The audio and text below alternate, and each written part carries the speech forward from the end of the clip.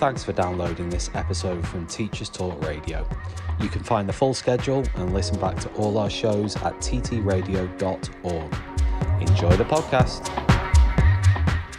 Hello and welcome to the Late Late Show with Kathryn Taylor.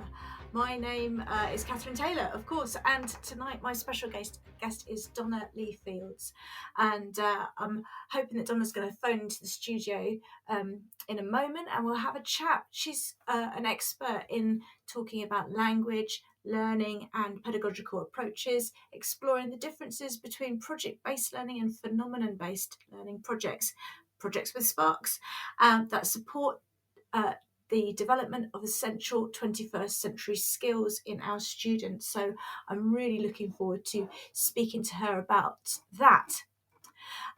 It's been an interesting day in the world of Kathryn Taylor working in schools, delivering all kinds of projects with students and my ECTs alike. And today was quite the adventure, going over to deliver some training to some ECTs as well. So I've had a good day with students and our young teachers and our career change teachers as well, which is always really, really exciting.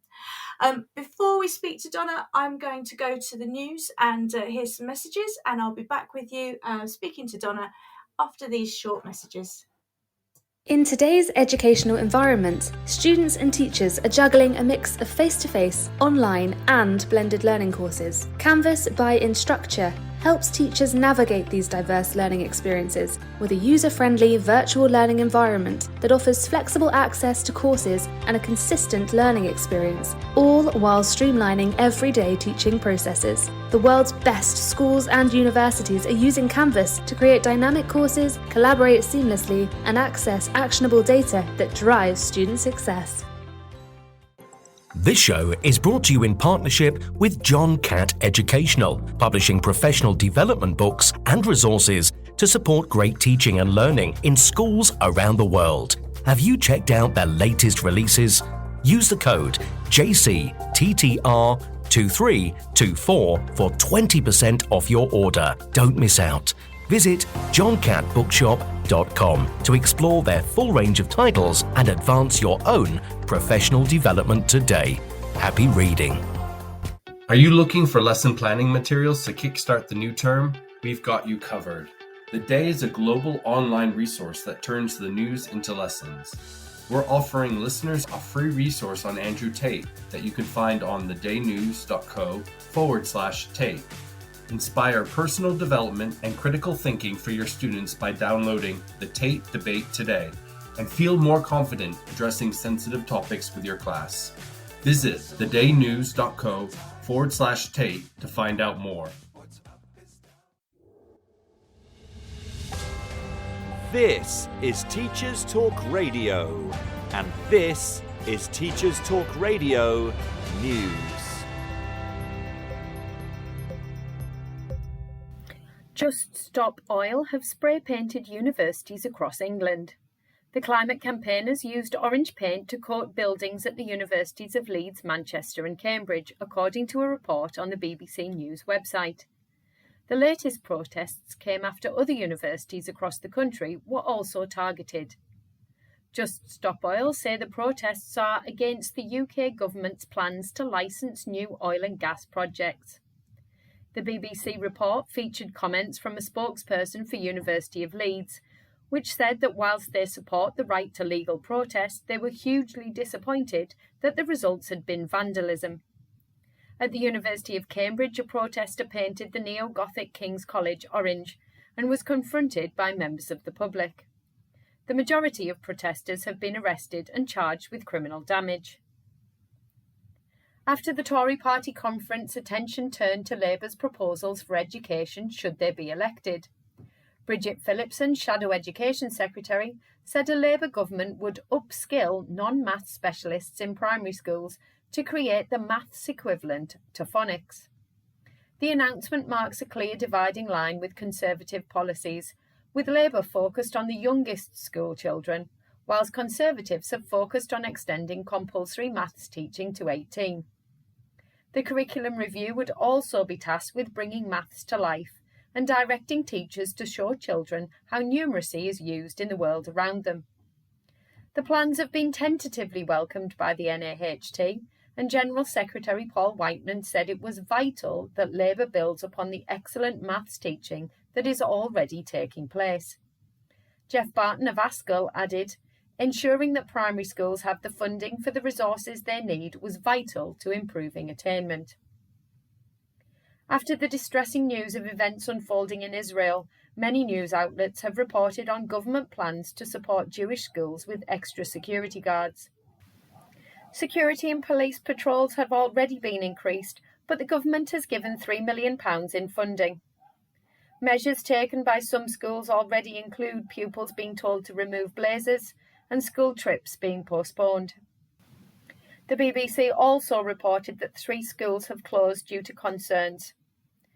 The Community Security Trust, CST, which provides protection for Jewish communities in the UK, said there had been 139 anti-Semitic incidents since the recent attacks on Israel. At this time last year, there had been only 21 incidents. A government spokesperson said it was very concerned a small number of Jewish faith schools had temporarily closed, and that it would be working to support them to open safely. Finally, BBC Wales education correspondent Bethan Lewis writes that children as young as 7 or 8 are using social media, according to a major survey in Wales. Responses from more than 32,000 children aged 7 to 11 suggest almost half use social media sites or apps a few times a week. Public health experts said the data was concerning, as most social media carry minimum age recommendations of 13. Parents also responded, with many saying they found it hard to strike the right balance between the benefits and pitfalls of smartphones. Full details of the survey can be found on the BBC Wales section of the news website. This has been your Teachers Talk Radio News with Jo Fox. I'm going to tell you a little bit about Donna's work as we talk. So we're going to be discussing Donna's work developing and using techniques that supplement classroom materials with the aim of giving students more opportunities to develop those key competencies that celebrate a global vision and a broader cultural awareness. These techniques and strategies, often called scaffolds in the educational world, are most effectively implemented through a 3-tiered interdisciplinary structure of mini lessons, scaffolding, body of lesson, formative evaluation. And we will also explore the differences between project-based learning and phenomenon-based learning, which can be known as Project with Sparks, that support and develop essential 21st century skills.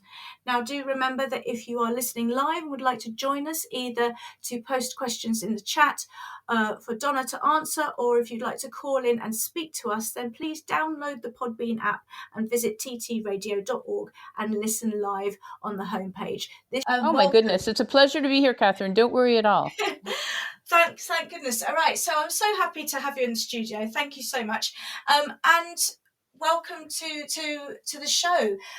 I wonder if you could just tell us a little bit about your work then, because I've given a bit of an introduction before we came on it, talking about your specialisms in innovative language and content teaching, including the content and language integrated learning approach and phenomenon-based learning. I wonder if you could tell us a little bit about that, please.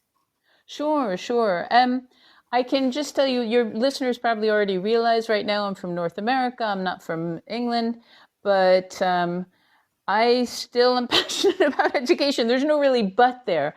But I now live in Spain, and I travel around Europe and around the world working with teachers on helping them be a little more dynamic in their teaching, putting the students in the center of learning, which sounds intuitive, and yet most of us are taught the opposite, that when we walk into the classroom, we're supposed to be the controllers and we're supposed to be in control.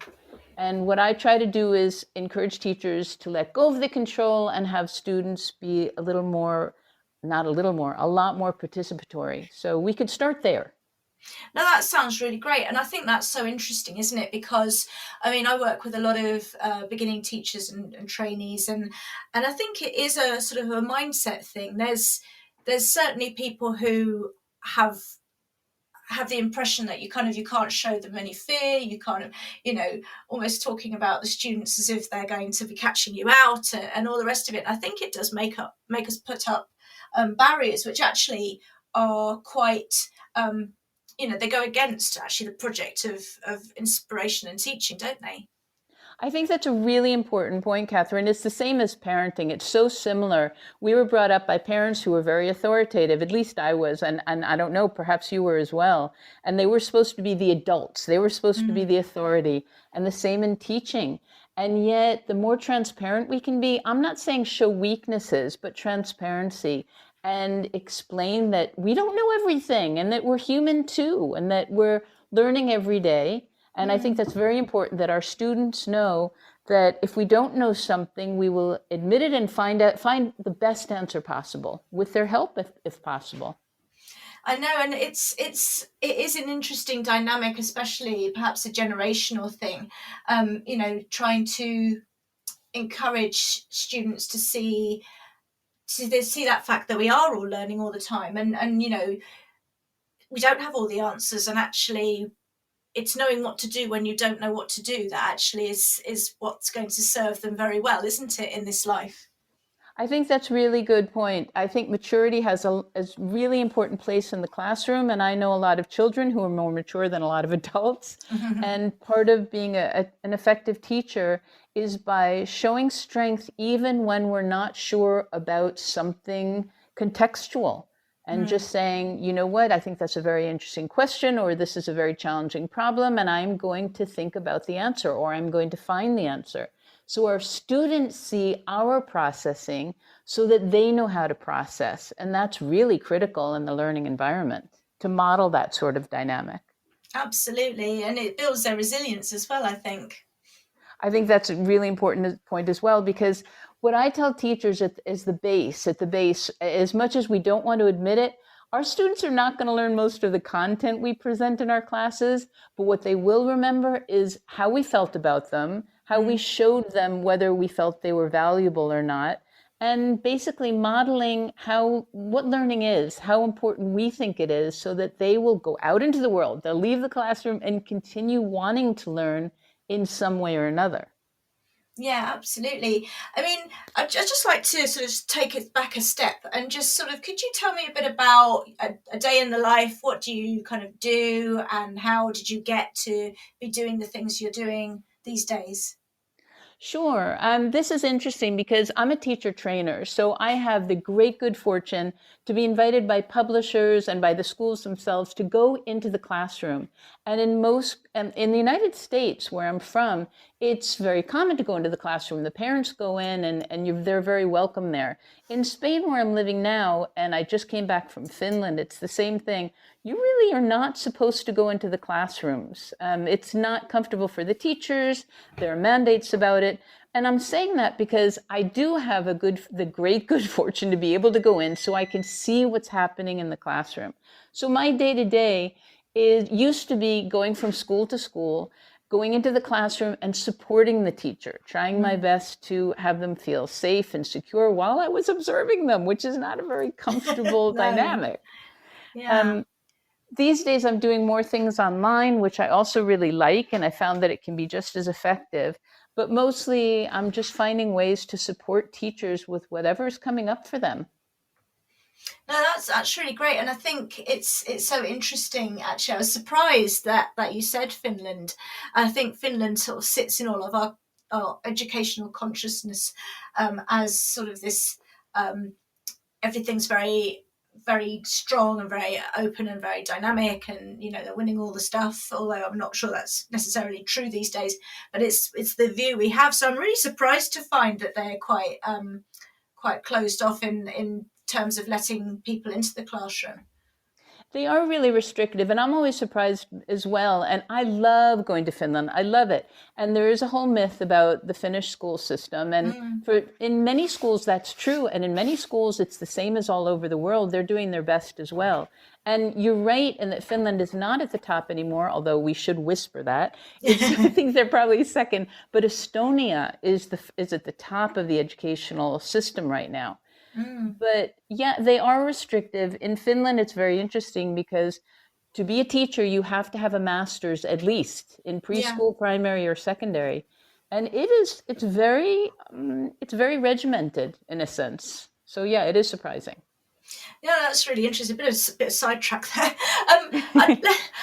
Let's talk a bit about your sort of your pedagogy, really, and your sort of experiences about supporting teachers in the classroom. Let's imagine that this is one of the schools where it's really open and free, and you can get in there and really sort of support a teacher sort of live and in the moment, as it were. How would you go about that? What does that look like? Well, that's a really interesting question. I'm not sure if I'm going to be able to answer the whole thing because there's so many factors. You know, as an educator, and the listeners know as educators, that there's a lot of personality issues. And if I go in and we get along instantly, it's still difficult.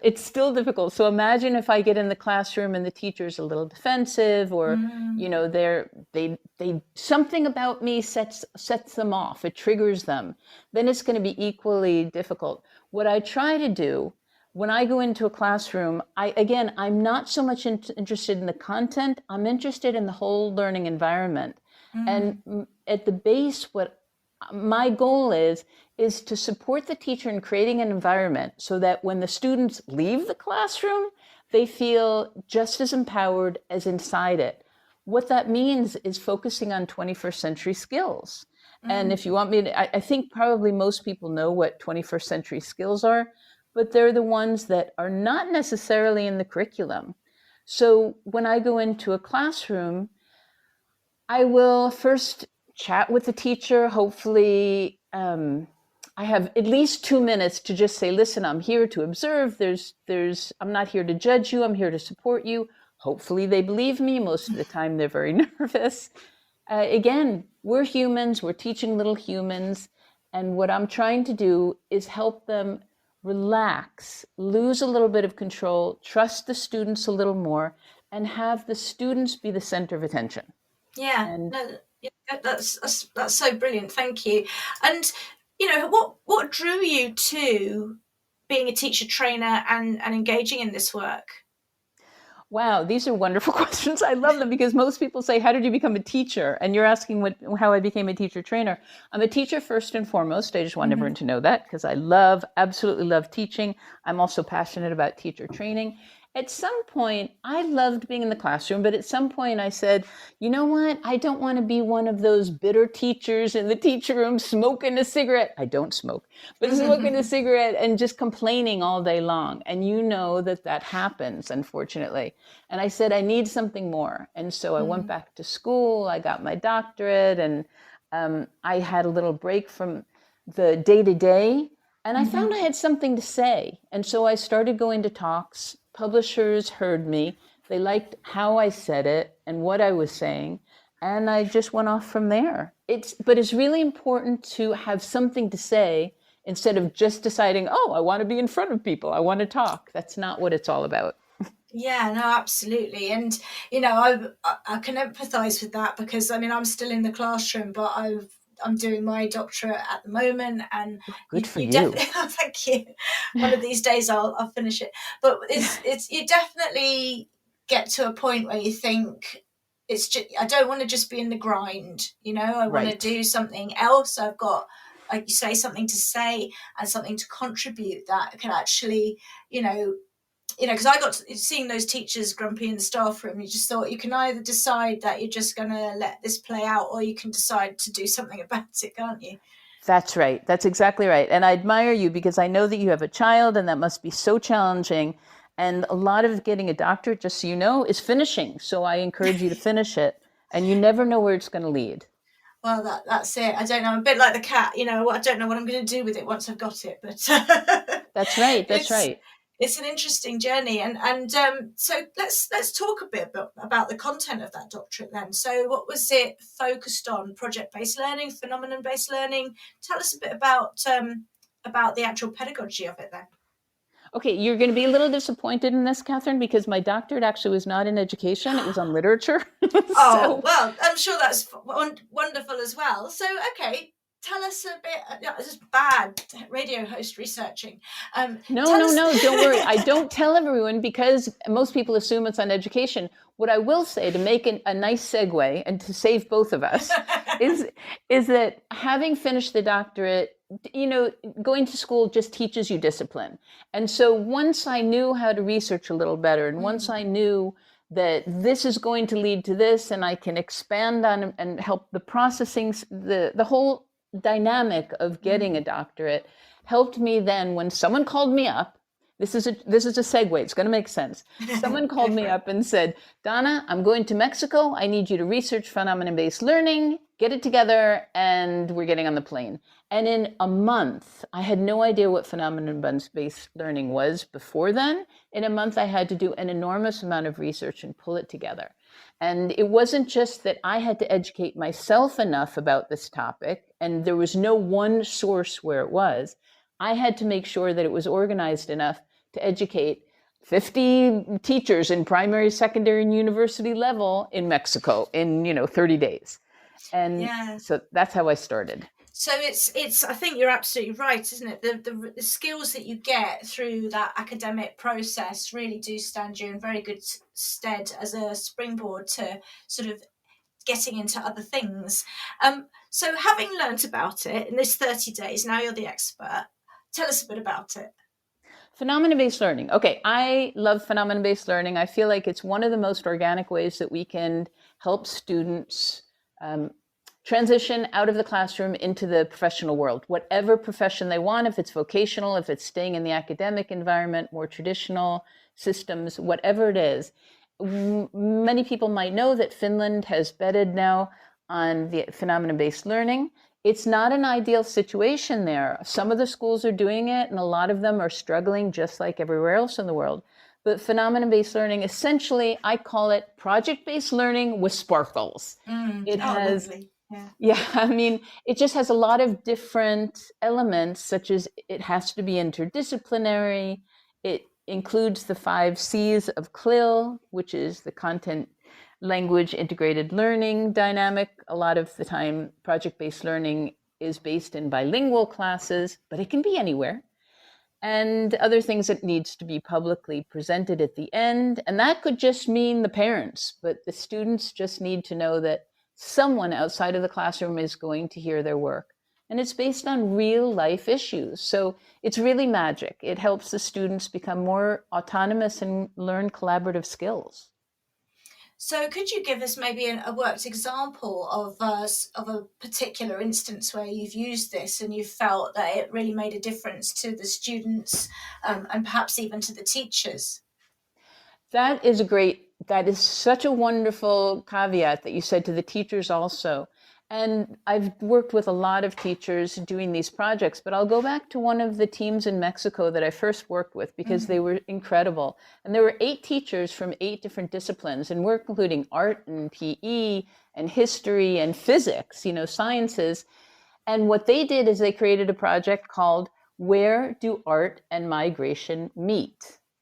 And I mean, just the title was incredible. Yeah. So you start, the teachers themselves were overwhelmed with how constructive and dynamic it was.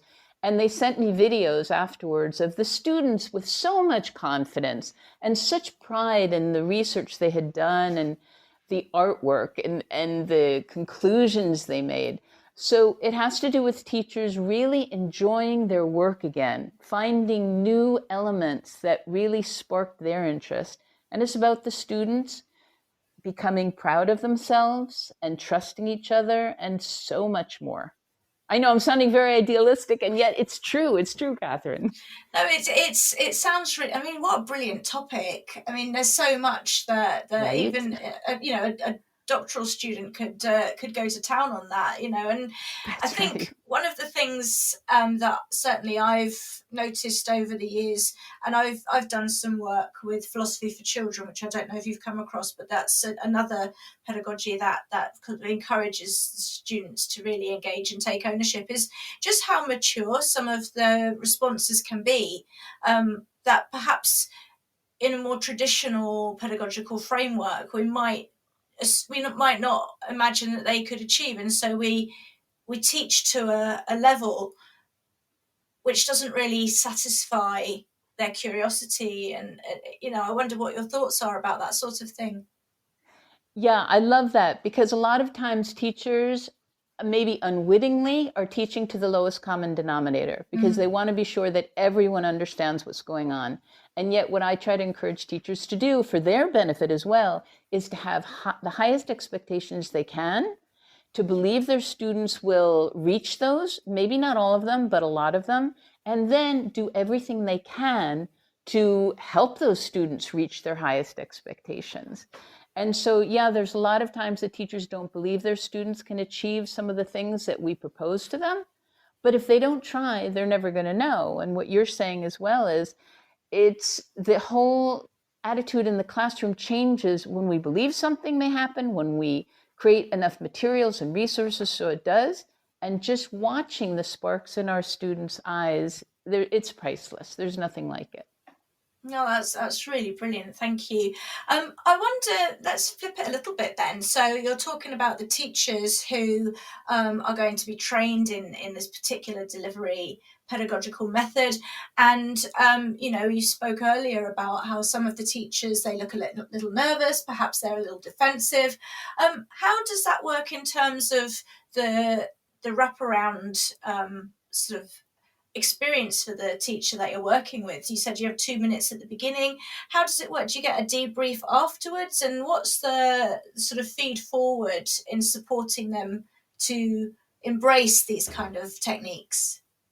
Well, in the best case scenarios, if I have a coordinator who's incredibly interactive, I will send a very short video to all the teachers first and show them what we're going to be doing, and just so they can get an idea. And then I might send them some activities, some scaffolds. What I do is, phenomena-based learning is a big mouthful. It's a big change. And so what I encourage them to do is begin with scaffolding. Now, you're familiar with the term, right? Yes, yeah. Okay. So for anyone who isn't, it's just really pre-teaching academic language or the concept or even images that you're going to see in the main body of the lesson.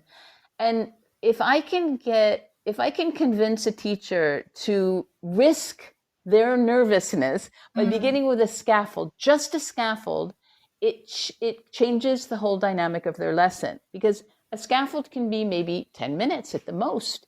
And just that change in adding one activity that's 10 minutes long means that they have to rearrange everything else. Now, if I can support them in doing that, then that's the beginning. That's how they can start. That often takes, Kathryn, that alone may take a whole school year. Yeah. And so, but once they begin that, then they start seeing that the students really need that activity, first of all, really like it, because then they're using varied learning styles, and they begin making adjustments and relaxing a bit or trusting themselves a bit. And maybe after, I know it sounds like a long time, but maybe by the third year, we can begin a project. There are teachers, of course, who make a jump and start in the second half of the year, but most of them need to do scaffolding for at least a year. That's so interesting. And I mean, my area is to do with sort of CPD and trying to cultivate the conditions where it can be more fruitful. And I always feel like there's a bit of a tension, I don't know what you make of this, between wanting to sort of embed something and see results quite quickly, and actually recognizing the time it takes to foster something and grow it and make it much more sort of naturally embedded in the teaching practice at the school. One of the things I've experienced is going to perhaps interviews and really feeling quite a lot of pressure to say, what are you going to do about this? How are you going to do it? And I've certainly received feedback previously that sort of suggested that my answer was not going to be quick enough for their needs. They want someone to come in and get the job done by Christmas. And I don't think that's right. And I don't think that's me. Do you ever come across school leadership that want to see a much quicker turnaround that actually goes counter to the pedagogy that you're advocating? Yeah, that's really interesting. And I think it's really a shame that you go in there and explain the time factor and are really honest about it, and they don't accept it. Because really the best studies show, in the most ideal situations, changes are not going to happen until 5 years into whatever changes you're implementing. 5 years in an ideal situation. So I live in Spain where everything is very relaxed, and I haven't come across people who want fast changes. They know their I work with the coordinators or the directors of the school, and they know their teachers, and they know that change is not going to come fast. 5 years for them is short term. So it's going to take much longer. Again, I'm really disappointed that you've had that experience, because we live in this instant gratification world, but in the educational field, that's not realistic. No, I know. And it's, I don't know. I can't speak for it. Maybe I've just been unlucky, but it's one of those things where you just feel that there is a demand to meet. We need to turn this around. This needs to be done very quickly. We need to pull these people up, and we need to get them back on the right track. And actually, my view, and I think yours as well, is we've got to be very much more slowly catchy monkey, I think. Yes. For it, otherwise it just burns out and it doesn't really ever stick, and it doesn't ever really become embedded. That's right. And teachers, again, most teachers need a slow change. They need a lot of patience. It's very personal. If you have a style, I don't want someone to come into my classroom and tell me how to change. I try to go in and ask them to consider changes. I just say, I'm not here to obligate you to do anything, but I would love you to consider this if you feel comfortable with it. But there are so many stresses in the classroom. You know this, we all know this, that it's not fair, it's not kind, and it's not compassionate to ask a teacher to make radical changes quickly. And that might be redundant. So again, we need to go in and realize it's a slow process. The teacher needs to feel comfortable, and the teacher needs to feel valued. And that means a lot of support. And you and I both know that often teachers don't feel supported and actually aren't. And so one of the things I do is I try to support them before, during, and after the visits. And it's not always easy, but when that happens, it's incredible. And that was going to be my next question as well, because, do you ever go back to the schools where you've done some work with teachers? What do you find that it has been sustained? And if it hasn't, what kind of barriers are kind of eating away at this, at sustaining it? Well, again, that's a really interesting question. In the beginning, I would go in and do a workshop. The coordinators or the directors would call me, and I'd do a workshop, get so excited, and the teacher would say, oh my goodness, that's so wonderful. And then, of course, they wouldn't change anything because we go back to our habits. So what I do now is I insist on saying I'm going to give a workshop, and then the next visit, I'm going to do coaching. Then I'm going to do another workshop and coaching, and I do 3 of those. Yeah. And that's where I see progress, because that's when I can present something the coordinators want me to present, go into the classroom and see what they're doing, support them in making even more changes, seeing what they're facing. Yeah. And then we do 2 more workshops and 2 more coaching. And yes, they do feel supported, because in between we will communicate through emails, and they'll send me videos, and that's a big thing. But even so, and even when the coordinators love what's going on in the school, there's so much pressure from administrators, and they bounce back and forth from one methodology to another. And so things don't change the way we expect them or hope they do. Yeah, I mean, that's certainly something that's sort of coming out of my research as well, is looking at sort of how to have these changes that are sustained, that are sort of more long term. And there is, I think, a bit of short termism about, isn't there, in education, and the pressure, because ultimately, you want to do the best for the children you have in front of you, and people are impatient for bringing that about, but perhaps it's counterproductive. In today's educational environment, students and teachers are juggling a mix of face-to-face, online, and blended learning courses. Canvas by Instructure helps teachers navigate these diverse learning experiences with a user-friendly virtual learning environment that offers flexible access to courses and a consistent learning experience, all while streamlining everyday teaching processes. The world's best schools and universities are using Canvas to create dynamic courses, collaborate seamlessly, and access actionable data that drives student success. Are you looking for lesson planning materials to kickstart the new term? We've got you covered. The Day is a global online resource that turns the news into lessons. We're offering listeners a free resource on Andrew Tate that you can find on thedaynews.co/Tate. Inspire personal development and critical thinking for your students by downloading the Tate Debate today and feel more confident addressing sensitive topics with your class. Visit thedaynews.co/Tate to find out more. This show is brought to you in partnership with John Catt Educational, publishing professional development books and resources to support great teaching and learning in schools around the world. Have you checked out their latest releases? Use the code JCTTR2324 for 20% off your order. Don't miss out. Visit johncattbookshop.com to explore their full range of titles and advance your own professional development today. Happy reading. We have about 10 minutes left of the show. And Donna, I just want to check you can still hear me and you're there? I can hear you.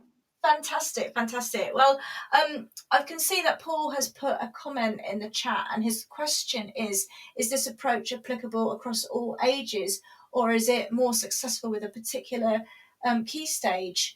Donna, I don't know. What do you think about that question? Well, it's actually a really important question. And at some level, you can do this at all ages, even in preschool. So if this teachers start in preschool, and a lot of preschool teachers do project-based learning, what they need to do, though, is, again, even in preschool, let go a little bit of control, see if they can work in, I'm trying to think of the word in English, centers, learning centers. If they can do that as part of the project, it really helps the students as they mature and go into primary. So yes, it needs to be adapted a little bit in preschool, but I used to go into secondary classes and try to introduce phenomenon-based learning. And the irony is that I thought I would be the hero of these students. They were finally going to be doing something interesting. And unfortunately, they were so used to just listening to the teacher and wanting to know what to study to pass an exam. They weren't really interested in project-based learning and phenomenon-based learning. So the earlier we can start, the more we can ignite our students' critical thinking. And so, Paul, the answer is yes. And thank you for the question. That's really great. And I think that's an excellent point, actually, Donna, because certainly there has been, and I don't think my school doesn't do this, I don't think, and I think we are moving away from it, I hope, in England anyway. But we have had a culture of setting up exam factories, haven't we? The stakes are so high, Yes. And we've got people, it's about getting into a particular university or getting particular grades, and they catastrophize about how life will be over if they don't achieve it. And, I read The Tyranny of Merit, which is Michael J. Sandel. I read that in the summer holidays, and it's really all about how the idea that we have this meritocracy is it's a good thing without really realizing the kind of toxic sort of underbelly of it, I suppose, where people feel that if they only work hard enough, they will get where they want to get. And so they try and cut all the corners they have and put all their energy into the hard work. And, if you don't then make it, you have not only to deal with the failure, but also the shame of your apparent failure. And I don't think that's the right word either. But what do you think we have turned out a system or a generation of students that don't know how to learn more holistically? And what can we do about that? Well, I'll tell you, I was just speaking with an educator who deals exactly with that. He goes in and he doesn't change the assessment or the standard. The students have to do the standardized exams, and they're horrific. They really are. But what he does is he takes the standard exam and he goes backwards and he makes critical thinking activities based on what they have to know anyway. But what he does is he creates this curriculum where it's all critical thinking. And then by the end of it, not only have they been thinking critically, but they can pass the standards exams. It's sort of tricking the system, doing both at the same time. It takes a while, but it's worth it in the end. Because otherwise, yes, all we're doing is creating students who can pass an exam, forget the information, and go off into the wild blue yonder, not really knowing what they're going to do with the rest of their lives. Yeah, I mean, Paul's just said in the comments as well, he's seen a massive change over the past decade, where we used to have creative curriculum, and now the schemes which have been diminished creativity and thinking beyond the lesson objective, and that's a real shame. And I think we'd agree with that. And I think one of the things perhaps that we think about with teachers and developing effective teachers is somehow, we've all got to be doing the same thing to ensure parity, because we do obviously need to make sure all our students do get a comparably good experience. But I think somewhere along the line we've standardized the hell out of it, and now we've lost the creativity of it. Yeah, and Kathryn, if you don't mind, and Paul may know this, Benjamin Bloom, the Bloom taxonomy of critical thinking, which most of us know, is actually, what they did is they created that just because in the 1950s, I believe it was, they went into the schools and saw that most critical thinking had disappeared. And so the taxonomy is exactly, that was created to introduce more broader thinking in the classroom. Now, there are a lot of taxonomies out there. I'm mentioning Bloom because he's addressing exactly what Paul is saying and what you're saying, Kathryn.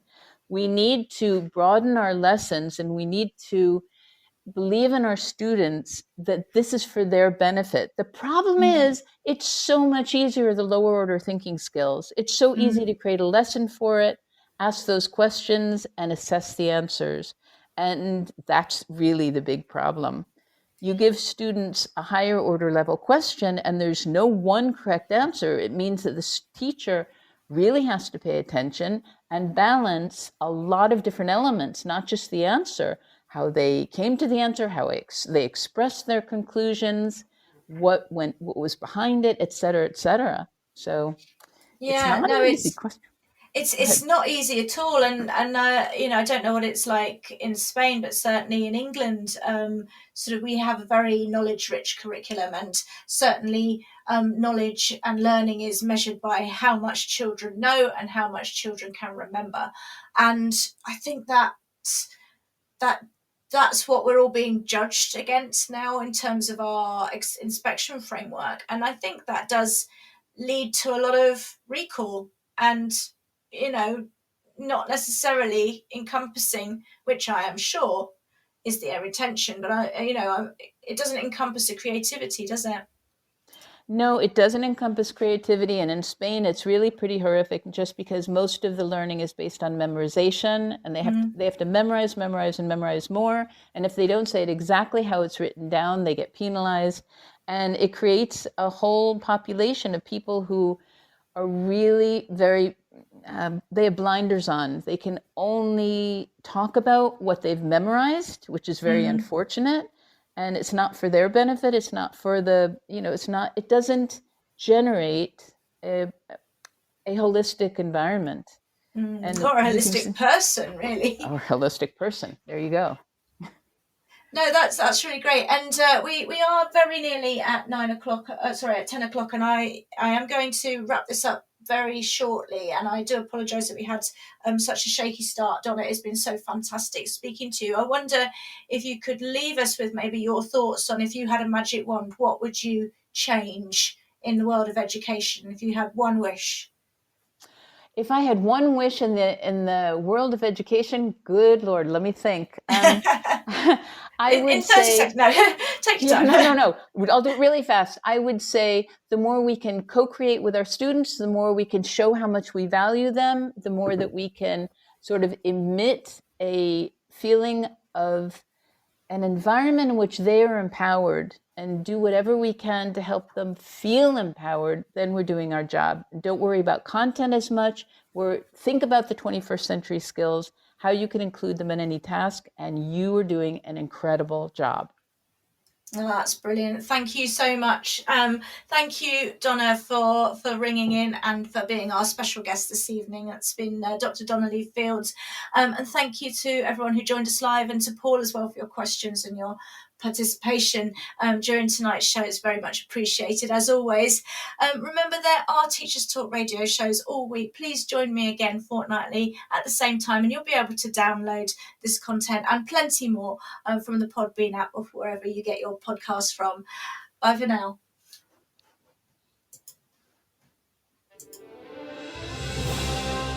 You've been listening to Teachers Talk Radio.